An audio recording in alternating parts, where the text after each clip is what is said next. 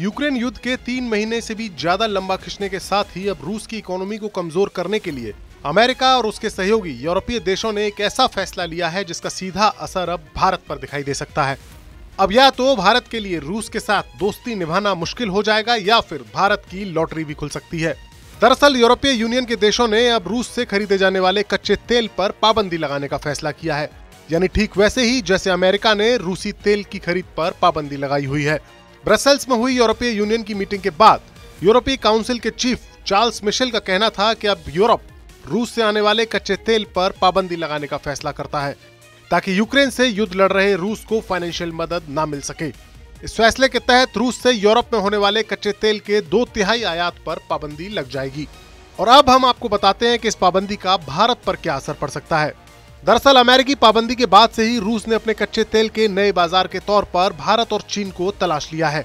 भारत को रूस ने कच्चे तेल पर डिस्काउंट का ऑफर दिया, जिसे भारत ने अमेरिका और उसके तमाम सहयोगी देशों के दबाव के बावजूद कबूल कर लिया और आज की तारीख में भारत रूस से रिकॉर्ड तोड़ कच्चा तेल खरीद रहा है। मार्च के महीने में रूस से 3 मिलियन बैरल कच्चा तेल खरीदने वाला भारत अप्रैल में रूस से 7.2 मिलियन बैरल कच्चा तेल खरीदता है और मई के आंकड़े तो और भी ज्यादा चौंकाने वाले हैं। मई के महीने में भारत ने रूस से 24 मिलियन बैरल कच्चा तेल खरीदा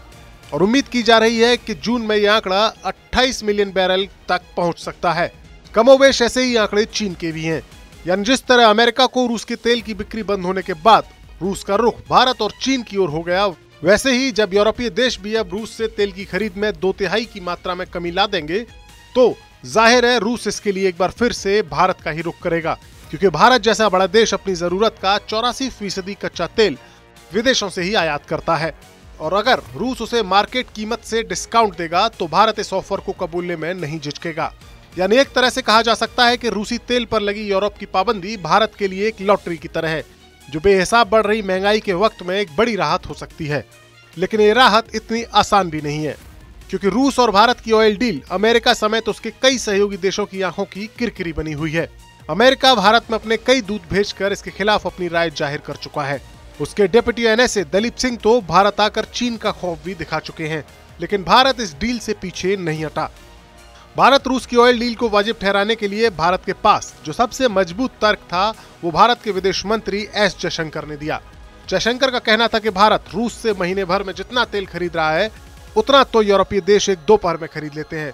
लेकिन यूरोप के इस ताजा फैसले के बाद अब भारत का ये तर्क कमजोर हो जाएगा और फिर भारत को रूस के साथ अपनी ऑयल डील को जस्टिफाई करने के लिए नए तर्कों के साथ कड़ा रुख अपनाना होगा, क्योंकि अगर पश्चिमी देशों के दबाव में भारत रूस के साथ ऑयल डील से पीछे हटा तो इसका असर देश में बढ़ती महंगाई पर तो पड़ेगा ही, साथ ही भारत की आजाद विदेश नीति पर भी इसका असर दिखेगा।